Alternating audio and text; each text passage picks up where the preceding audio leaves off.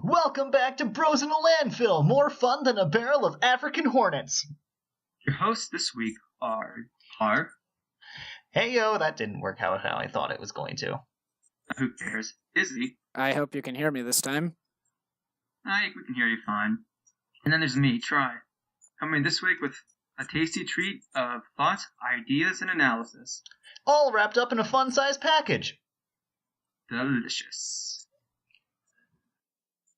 So, since we don't have as much time to record this week, I figured that the topic of taste would be good. And when it comes down to taste, it's completely subjective. I think objectivity in media doesn't really exist. And everybody has their own perspectives, and I'm interested in your guys's. You just said that last week. Yeah, I know. But do you expect everybody to listen to the entire podcast for last week? Oh, true. I did. I mean, have you seen I think the only reason why we have a semblance of decent watch time is because you already watched the whole video. Hooray for Dizzy. Hooray, our number one subscriber.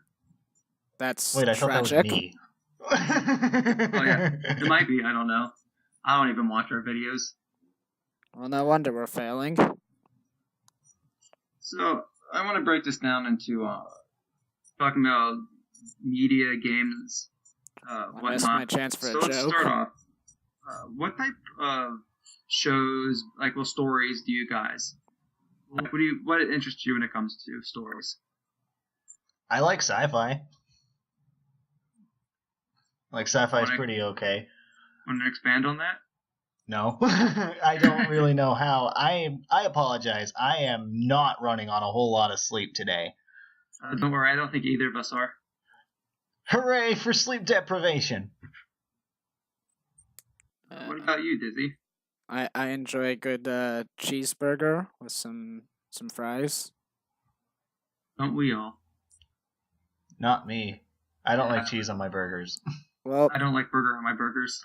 just get a regular burger then, Tar. And Try, I can't help you with Yeah, that, man. that's my solution. I prefer just plain air between my buns. It's like that SpongeBob. Okay then. I was trying to figure out how I could twist that into something less than favorable, but...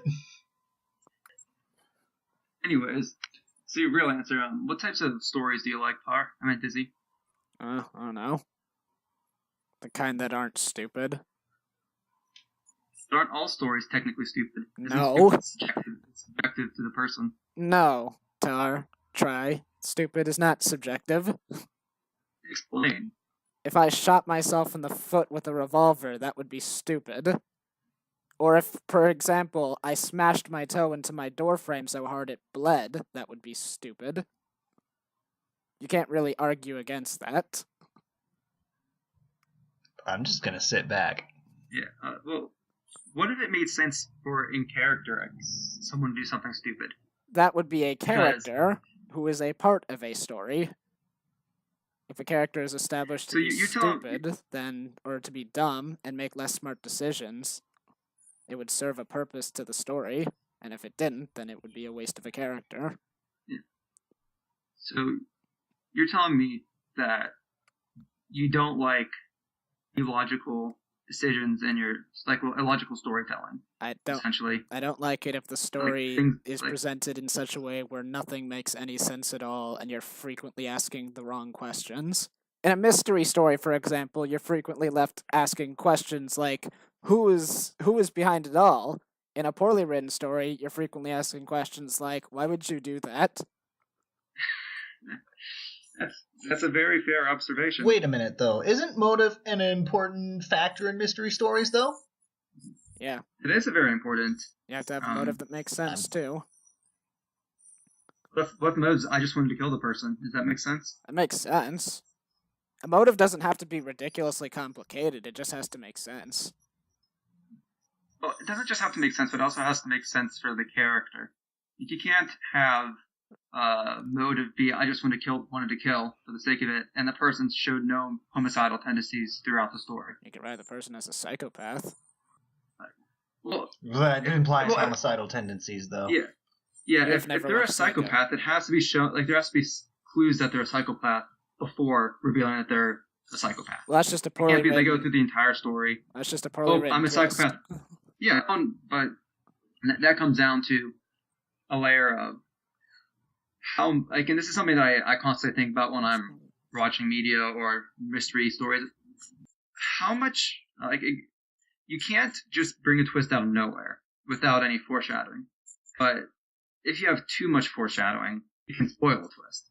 Yes. And it's a very fine line to balance when you're writing a story, because everybody's going to pick up on clues differently compared to other people. If you've watched a lot of media, read a lot of mystery stories, you're going to pick up on those clues much more frequently and easier.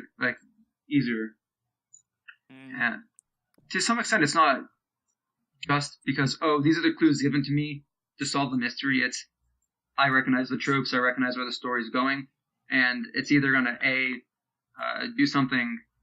do the obvious, or B, it's going to do something that makes no sense. And in some ways, the most interesting thing is when they find a C where you take that expectation and they twist it. Yes, I love subversions as well. Yeah, but to the same extent, if everything becomes a subversion, you start expecting the subversion. Well, that's why you got to go for the fabled triple subversion. I don't know. I think only BP or Rune could do that. I'm trying with some of my characters. With some of the characters that I'm writing. I think Tar's a writer, by the way, audience. I think for me, it comes down to the fact that I've seen so much media. I've read so many visual novels. I've read so many books. Watched so much TV and anime that I've become so sensitive to the tropes that the only thing that really gets me is a clever subversion that I could possibly see coming, but it sets you up for one thing, and it's actually something else that makes sense. Like, it's, I don't know. But yeah, the subversion has to make sense. Yeah, but even so, like, I've gone to a point where, like, and I don't know if this is just because I've read some stories with some, right, like, I won't even say great, but just out there twists, that it takes much more for a twist to really get me these days. And even so, it's not entirely what I'm looking for in a story. But I think when it comes to what my taste is, it comes down to two basic things. I'm interested in ideas, new ideas, and if it's not keeping my interests on that front, I will drop a show. I think all of us are interested in new ideas, though. Yeah, I'm interested in ideas being well done. Well, and that's another another point. Well, I was gonna say is that I think too many people are too focused nowadays on things being like so big and extravagant and stuff. And while extravagance is certainly nice, I'm more concerned about the little details. Like, does this make any sense at all in the first place? I think new is good, but things that have worked for a reason. And that people are too focused on, like, how many twists can I throw in? How big can I make this? And it's like, make something that works, and then add the extravagance. I'm not even looking for something extravagant or great. I'm looking for something that has something to say that I haven't heard before. And it doesn't need to be this big thing. But to the same extent, if it's not well told and if it doesn't do anything interesting with it, it's going to turn into an immediate drop for me. I think the best example of this I can mention is Sword Art Online. Infamous, like, somewhat infamous, somewhat famous show that just by mentioning this, I'm going to be able to put it in the tags and then get us tons of views. Just make it. Trybien masterminded this the whole time, the sneaky bastard. Yeah. I mean, Sleuth found out all you have to do is make a Mother's Basement joke, and Mother's Basement himself will come out to give your video a personal stamp of "Don't ever bring me up again." Wait, did someone say crunchyroll.com/basement? No, not like that. Sleuth made a video called, like, "What's in an OP" and stuff as a joke, and then the guy who made the Mother's Basement YouTube channel responded to him by saying, "I don't forgive you." Oh man. Anyways, the biggest problem with Sword Art Online for me, like I can see all the faults on the show, and I get it. But what really kills something Sword Art Online for me is that it comes off with so many interesting ideas and concepts, and it fumbles them so hard within even the first season. Care to give some examples? Okay, so have you watched Sword Art Online? I have not. Okay, so the entire conceit of the show is. I think I understand like the main premise. Like you're Yeah. in a VR game, you die in the game, you die in real life. So yeah, it's a. But it. Like that grand old meme. Yeah, but it delves into interesting it's based around this interesting idea of not like feeling like you can't succeed in the normal world, and essentially escaping to this other virtual world so you can better yourself. That's what the main character Kirito does. He finds meaning in this new world, and that's where he goes to both better his skills, better himself as a person, and whatnot.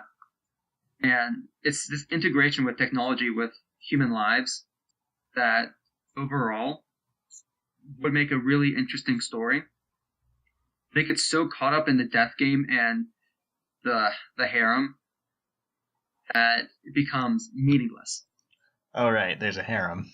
Yeah, but it's a false harem because wasn't it like a really crappily done harem too? Yeah, it's a false harem because he gets a love interest, and like they do like hook up within like the first season, like halfway through the first season. So it's not even a real harem, but it's still a harem, and in a lot of ways that makes it even worse because they still hang around him, and he has like this girls' club.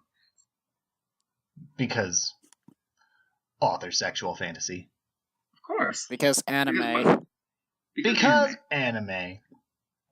And I get why people like Sword Art Online.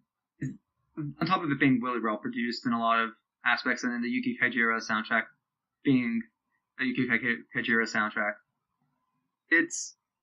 And granted, I liked it too when I watched it in high school for similar reasons, but it's the stakes.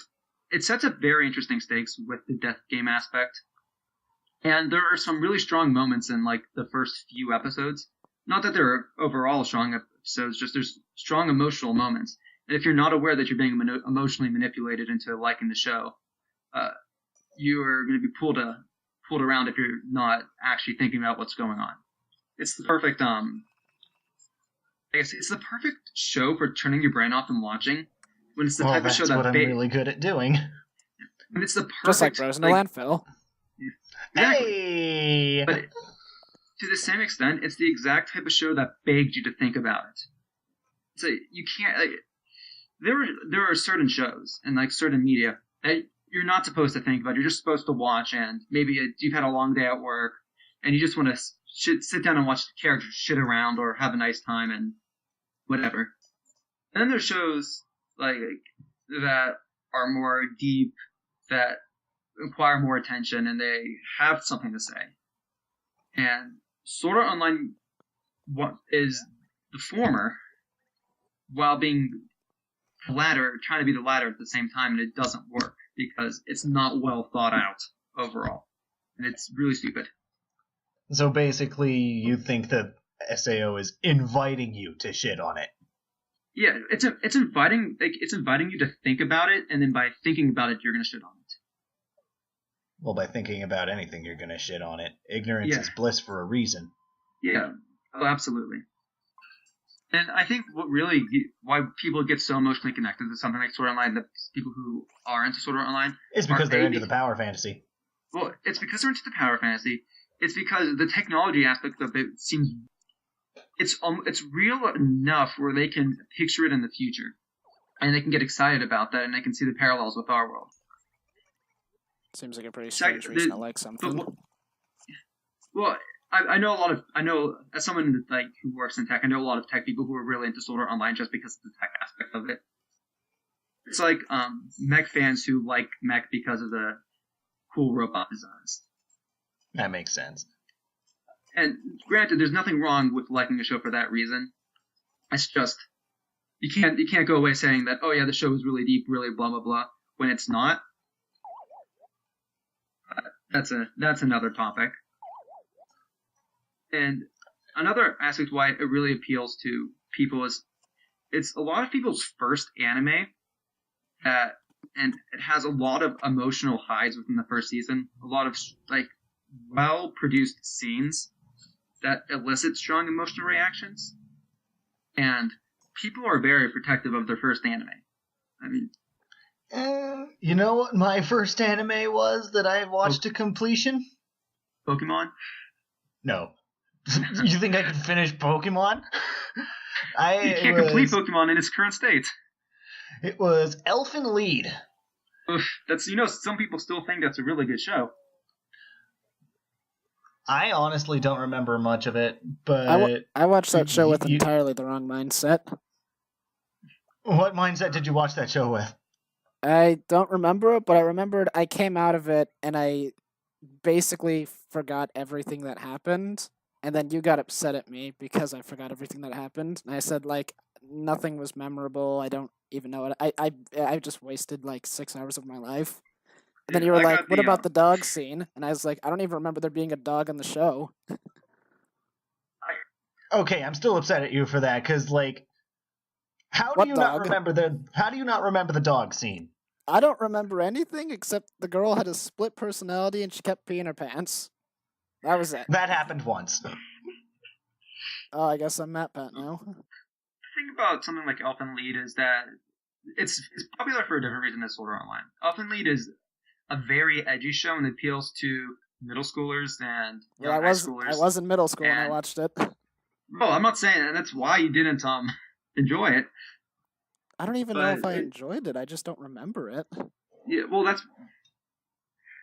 if you didn't remember it, clearly that it didn't really capture you. You weren't really it wasn't imprinting itself on your memory. It didn't suit your taste. I would refute that. Wow, bringing it back to the fucking theme. Of course. Please continue. I'd refute that, though, because there are a few things that I don't remember, but I do remember that I didn't like them and don't want to remember more details about them. With Elfen Lied, I forgot it existed until you mentioned it right now. The problem with Elfen Lied is that it's basically Edge and Baby's first dark anime. At the very least, I guess it didn't offend that me makes if I sense. don't remember it in a negative light. Yeah, well, Dizzy, I assume you've watched some, like, other... Either, like, A, that type of gory schlock doesn't interest you, or B, you're desensitized because you already watched gory schlock before it. I don't really watch anime in general. That's why I made a joke in, like, episode 1 where I said anime was trash. Well, I'm not even talking about anime specifically. I'm talking about media in general. I don't even remember if it was gory. Yeah, it's like if you're someone who's played like a bunch of Mortal Kombat and who's used to saying the gruesome fatalities, Elfen Lied's not going to do anything for you because it's not surprising because you've seen worse. I don't know if anyone can be surprised by Mortal Kombat fatalities because they're either so over the top that you can't even identify them as gory, or they're so badly animated that it looks like the person just suddenly their skeleton was like, nope, I'm out, and they just walked out of the body. I will. It reminds me like of those like someone like modded Mortal Kombat 10 so that the screen never like zoomed in, it kept the screen on the back of the models, and you could see like where they were stretching and moving around pieces of the anatomies, and it looks freaking hilarious. I will never stop making fun of Mortal Kombat 9. It looks... Part of the charm of Mortal Kombat is it's supposed to be funny. It's not supposed to be taken too seriously, and that's where I thought the original game was supposed to make a whole bunch of coins and quarters for being gory when nothing else was, and it was like, look at us. I'm guessing the point is like it revels in comedy. It uses a comedic edge to lighten the gore and to keep bringing people back. If it was just gore, no one would continue playing it. And that's why no one bought Mortal Kombat 10. It wouldn't be as popular. Woo! Oh no, that's why Mortal Kombat 10 is the worst Mortal Kombat outside of some of the PS2 era ones. Look, I make fun of Mortal Kombat 9 because I think it's a bad game. I don't know anything about 10 except that apparently it focused on a bunch of kids and all the series main characters did nothing. Mortal Kombat 9 Oh yeah, mechanically. that was a thing, wasn't Yeah. it? Yeah, it How was does still. someone in the Mortal Kombat verse reproduce? I feel like Mortal Kombat 10 was a bit technically better with the fighting mechanics, but 9 was a better overall experience. And that's coming from someone who is a little bit biased towards who had a big Mortal Kombat phase. I don't really care much for it now. It was my edgy gory thing young high schooler phase. I always thought Mortal Kombat 9 was ridiculous because I thought not only did I think the story was comedically moronic, but also I thought the game visually was terrible. Okay, this is the game. My favorite This part. is the game. Okay, you go. You just go. Oh, okay. Are you going or am I Wait, going? hang on. So so you don't like moronic stuff. Is comedic No. moronicity good though? Let me rephrase that. It's a bad story, but I thought I was saying that it was so bad that I was laughing at it. Like a good joke has everyone kind of going with it, and then you have a person who is stupid who face plants into the ground, and then you kind of chuckle at that. This is the game that had the mechanic where you can turn your opponent into a baby. I thought a bunch of other games had the babies before 9. Oh no, but babality is from Mortal Kombat 2. This is bringing it back from Mortal Kombat 2. My point is, this is the series that has a mechanic where you can turn people into babies, and then you can befriend them, or you can turn into animals and maul them. It doesn't take itself too seriously, and I think that's part of the reason why Mortal Kombat 10's story fails so bad is because it took itself too seriously, where 9 still had the camp of the... Anyways, this is starting to go on to a tangent. To answer your question, Tar, I think it's bad when a story is funny when it's not trying to be. I think it's good when a story is funny when it's not trying to be, because that's...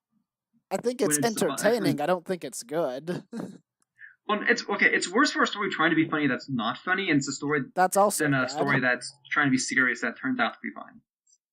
I think it speaks poorly to the creators of the story when it comes across so opposed to what they were aiming for. Unless Mortal Kombat 9... Just enjoy what you enjoy. Unless Mortal Kombat 9 is secretly the greatest, most, subversive comedy ever, and it was all planned from the beginning to be humorous, in which case, bravo. No, I guarantee you Mortal Kombat 9 was made not seriously. They didn't really take the story or any parts of it actually seriously, because if you... It's just a story where a guy who is charged with protecting the Earth fails in such a spectacular way that all of Earth's mightiest heroes become slaves to the guy trying to destroy the planet, and everyone is so horribly screwed that you only have pretty much 3 survivors. I really feel like the people behind Mortal Kombat 9 knew what they were doing in that regard. That if they wanted to tell a more serious story, it wouldn't have ended so terribly. Ended so, I guess, hilariously bad. Oh yeah, and then the end is when he says the guy who's trying to destroy the Earth should let the guy trying to destroy the Earth so that the gods can stop him. I guess I'm just going to end the Mortal Kombat tangent here because I have another point I want to get to. Mm-hmm. Is Mortal Kombat is a series that revels in camp and stupidity to justify its gory nature and to lighten itself up. There's a way to say that this game's not just about the gore; it's about the humor as well. Because if it was just about the gore, no one would remember it at all. Well, I'll say this: I remember Mortal Kombat better than I remember Ilfen Lied. The Lied. Exactly. Lied. It's German. It's Lied. Lied. You know what else is German? Kindergarten. Yes, it is. Yes. So, I mentioned before how the one thing that that interests me is fresh ideas done well. But the second is kind of the exact opposite, because this delves with stories that don't have anything new to bring to the table. If a story doesn't have an idea that hook me, the idea that hooks me and continues to hook me, I like it. I really like stories, like shows or games, with a really strong character development, character dynamics, and a strong cast. And and I could care less what actually happens to the story as long as the characters are believable, their interactions are believable, and it's not boring. So you value cast chemistry over plot. You like being engaged in your story? Man, that's so weird. It comes to this. Like, I can have either or. Like, but I feel like if I don't have a cast that, like, I think a show with an interesting idea will already have a cast that supports that interesting idea. If it doesn't have anything to say with the idea, the cast won't really back that up. But if I have a cast without an idea, it can still be an enjoyable watch. I feel like having a better cast is more important than having a better concept of a story, because you can have the best idea for a story and the best told story, but if you don't care about the cast, what's the point? How do you have a well-told story with a bad cast? These things typically aren't, like, separate. Yeah. Well, when I say well-told, I'm talking about technically well-told, like, from... The author gets from point A to point B. Yeah, the author gets point A to point B, uses clever foreshadowing, clever narrative tricks and whatnot, but the cast is, like, the cast is unrelatable, or I'm not able to relate to the cast, and it doesn't even have to be the author's fault per se. It could be just, I don't relate to the cast, I cannot connect. I think one of the best examples of this is the Catcher in the Rye. Like, I can see why people think it's a really good story. I don't necessarily agree, because I cannot get behind Holden, and I'm just sitting there. I'm just like, I just don't relate whatsoever. And so you have to relate to a character, but a character does not necessarily have to be likable for the story to work. Well, no, I don't have. It's not a matter of relate. It's a matter of, if A, I can give a shit about the character, and B, if I believe the character's believable enough. In universe, of course.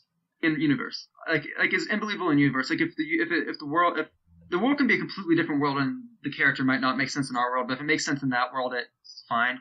The problem with something about, like, with Holden from Catcher in the Rye is I cannot give a shit about him, because I did not agree with his as the perspective character. I could not agree with his outlook and his actions, and I don't think he wasn't necessarily interesting. Well, isn't that like a really old book too? Yeah. Oh no, definitely. But it's still propped up as one of the greats for people. Classics. It's one of the classics, and really because the main character is an edgy, pretentious teen. I've heard of this book, but I've never actually read it. What's it about? I think for me, like, I just can't get behind edgy, pretentious characters as, like, especially if they're the main character at all. I want to make a remark, but... No, make the remark. I don't care. I'm edgy and pretentious, so what? Is this why you haven't been responding to me in Fate RP? No, I haven't been responding for you in Fate RP because I'm in a big state of writer's block right now. Yeah, that I know. I knew that already, but anyway, I haven't actually read Catcher in the Rye, and I don't have any clue what's it about. I've only heard the name. Yeah. So, let's see, anything. Oh, okay. Let me think. Yeah, I'm trying to think of a better example to use than Catcher in the Rye, because that's the one that I usually default to, because most people I know were forced to read that book in high school. Not me. Anyways, the Beowulf for 4 years. I'll use a better example. Part of the reason why I like Persona 4 better than 3 and 5 is it really has to do with the cast dynamics and how it got me to care for the whole cast. For Persona 3, I think it had some really strong characters. I just could never really get invested in them. And fuck 5. Fuck 5's cast overall. There's some good characters in 5, but it's like it never. I think where Persona 4 really shines is how, from a conceptual standpoint, by the way the shadows are incorporated into the story, it really allows you to get in depth of each character's psychology and get to know them better and have real development. of them as persons, whereas something like 5 is kind of oh, I don't like this person because they make my life terrible. Okay, I've learned how to deal with this person who's made my life terrible, rather than actually changing something about who they are. You don't want to get me talking about Persona. Yeah, that's fine. Never played it. Yep, that's fine. I don't consume media. Why were you interested in my input on this video when you knew I would have nothing to say? Well, no, because I don't want to talk. Because you don't take part in much media, I'm interested. I guess that's why I'm interested in knowing, because you don't participate in much media. But then the logical conclusion to draw would be that I don't have much to say. But and that I guess, it would just be a bunch of empty space. Okay. What would it take for you to get interested to watch something? I don't even know. I think Tara's kind of like me, where it's an entirely case-by-case basis. It has to be something that really grabs your attention, but even then, it's a specific thing. It's not a group or a genre or anything. It's one thing in particular that makes you interested in that one particular thing. I think one thing that I have in common with most of the things that I watch, play, etc., is that the characters have superpowers. I like superpower media, but not comic books. Comic books are just kind of. I could never get into proper comic books. See, and that's a. Now I have to ask you, why do you like superpowers? Is it something that you wish you had yourself? Do you think it's interesting how powers affect people and their lives and their personalities and how it affects growth? Or is there something else? I just like flashy fight scenes. See, now we're getting somewhere. You really like style when it comes to. Yes, that is it. That is exactly it. There's a reason why I made a Mane Nishiki in Blaze Blue. Yeah, see, we're getting somewhere. And this is why I like to have these types of conversations, because most people don't really know why they like something. And if you know what you like and why you like it, it makes it easier to find those things that you like. Yeah, it's for me it's just like finding the right wording for it. Mm-hmm. I completely understand that feeling. It's like when you're given everything. I'm trying to remember how this goes. When you're given everything, you end up with nothing. Giving too much choice, it's a phenomenon called analysis paralysis. It's why shorter lists tend to be better. Hence why I was actually able to answer the question when you were giving me those limited options. Absolutely. No, there's definitely a problem nowadays where we have such a inundation of media that it becomes almost impossible to want to watch anything, because it's either something you've already watched, something very similar to something you've already watched, something that you feel like, I don't want to watch it now, I'll watch it in the future. And it's hard to create a solid reason to watch any individual thing. Like if you're on Netflix, or I was going through Crunchyroll the other day, looking through all these things, trying to find an anime to watch. I'm like, oh, this is something interesting that I might want to watch sometime in the future, but I'm not in the mood right now. And whereas if there was 3 options, or no, let's say there's 10 options of anime to watch, and I wanted to watch something new, I could be like, okay, this is the best looking show there is, let me watch that. But instead, you're being given something like 100 or something even more, probably, or somewhere around that. I don't use Crunchyroll. Yeah, well, I guess it's the Netflix paradox, where you spend more time looking for a show to watch than you actually do watching the show. Watching shows. Yeah. What a novel concept. Anyway, shall we move on to Q&A? Yeah, let's just go on that Q&A. I want to talk about review culture next weekend, because this ties into. Expect me to not say anything. Okay. I'm not talking about any reviewers in particular. I'm talking about why people go to reviews, what they bring in.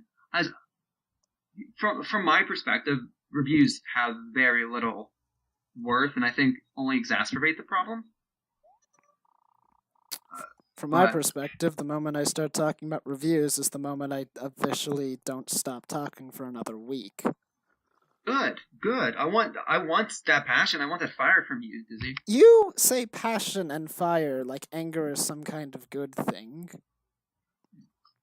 You completely... Here we go again. I want you to be able to channel your thoughts in a productive manner, so we can have these. Oh, discussions productive? on You mean here, like so this we can podcast that can't stay on topic? No, but see, okay, that's actually the thing about podcasts. Podcasts very rarely actually stay on topic, just because tangents are natural, and that's part of the interesting thing. I wouldn't know. About I don't podcasts, watch but- them. Yeah, I watch a lot of podcasts, and the only ones that ever stay on topic are ones that have to do with reviews of any sort, where they're talking about one specific thing, or I don't know, or if it's like a broad topic that covers a bunch of small topics. But that's another conversation. Yeah. Anyways, we'll talk about reviews culture next week and the problems they bring in. Hopefully, ways for people to not rely on it. I think I've just noticed something. What did you just notice?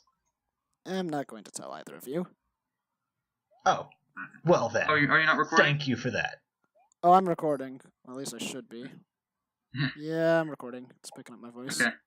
Okay. So let's start off with the questions. First one, Enigma asks us to lick his boots. Give us plane tickets to Australia first. Please. Like, if you give us the tickets to go over there, we'll gladly lick your boots.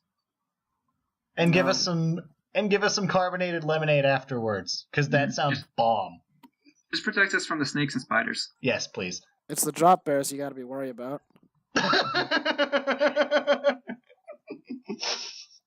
Todd's got a couple of questions for us. What's our opinion on licorice? As long as it's not black, it's okay. I'm on the other hand. I love black licorice. I couldn't care less about any other licorice. Sorry, I can't believe you're a racist. I'm never speaking to you again. Once you go black, you can't go back. Watch me. Okay, I learned more about Try than I ever wanted to.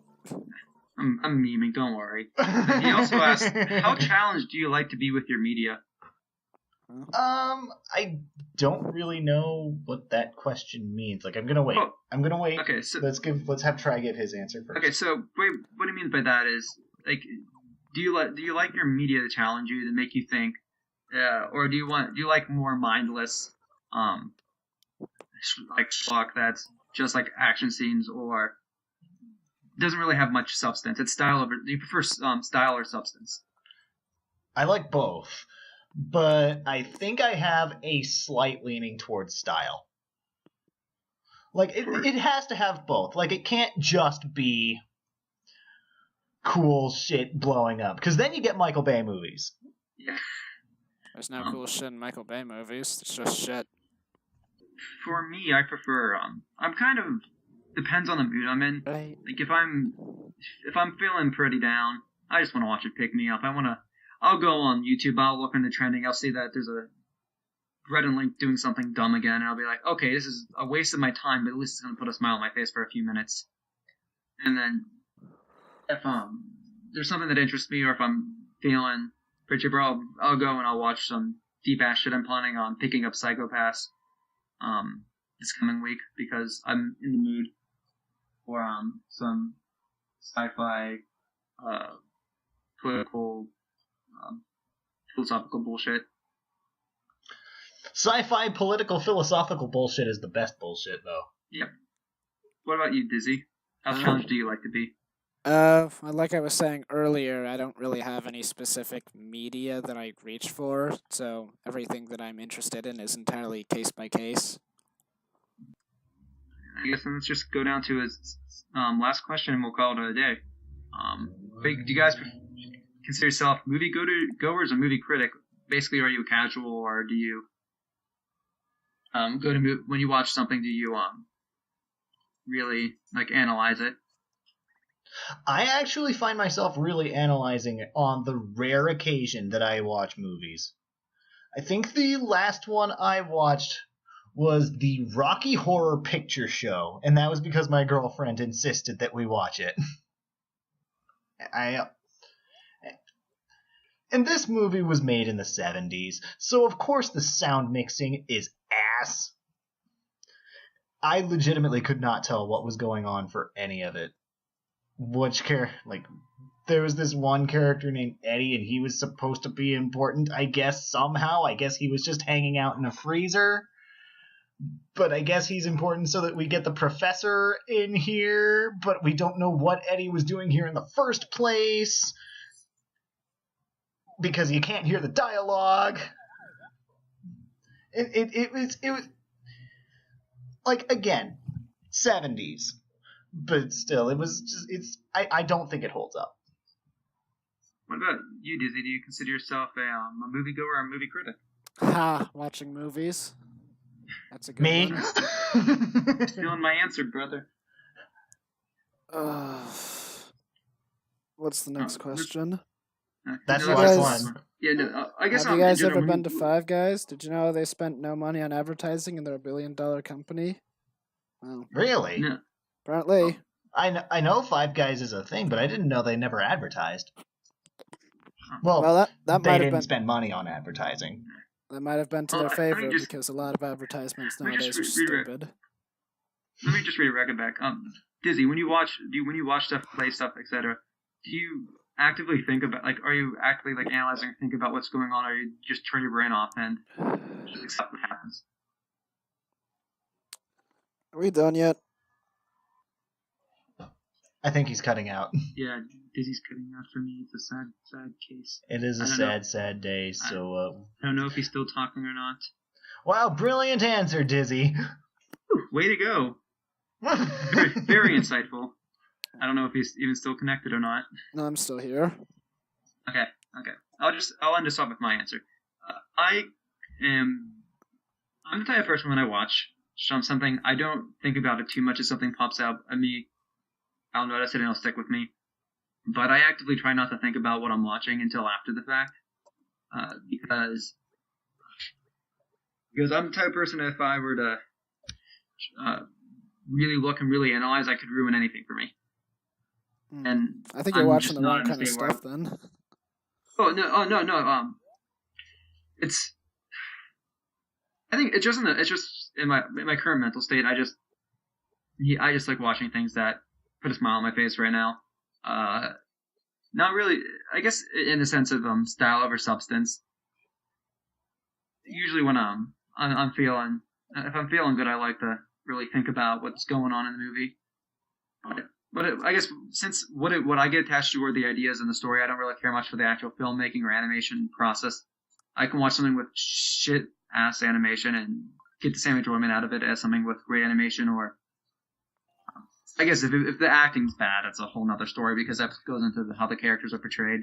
I was gonna say, gosh, I wish that was me. But if it I tend to think about and analyze the story going forward. I like to see if I can be like, okay, am I enjoying this? But is this good? Okay, I'm enjoying it, but it's terrible. But I don't give a shit because I'm enjoying it. Does that make sense? So, Wait, I guess that's where you got that Five Guys information from, because it's literally right in front of my face. Yeah, it's in posted the that. Q&A chat. That's brilliant. I'm blind. Okay. I'll just leave it off with some words of wisdom. Oh boy. It's okay to recognize something is trash and still enjoy it too. If you like Sword Art Online, that's fine, but recognize that there is a lot of trash in it, and it's not that great, well told of a story. That doesn't mean there isn't good things to enjoy in it, such as the direction, the animation, and the music. It's okay to like can't things deny- as long as you acknowledge that I'm right. No, I mean, objectivity in media doesn't really exist, and that's why we need to have debates over what's good and what's not good, because people have different perspectives, and the more we talk, the better we have an understanding of who likes what and why certain people like things, and that way we're just less judgmental in general. I think Sword Art Online's trash, but I also think that there are things to enjoy in it. I don't know. I'd say that we should hold off on those discussions until we ascertain that the person that we're talking to is mature enough to handle differing opinions.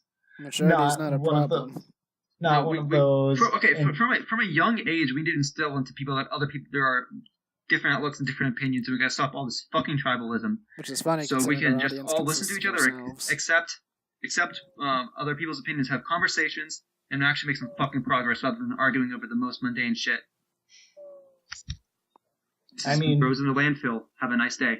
Wow. Okay. This is Bros in the Landfill, now with 80% more political commentary. Your hosts for today are... Signing off. Okay.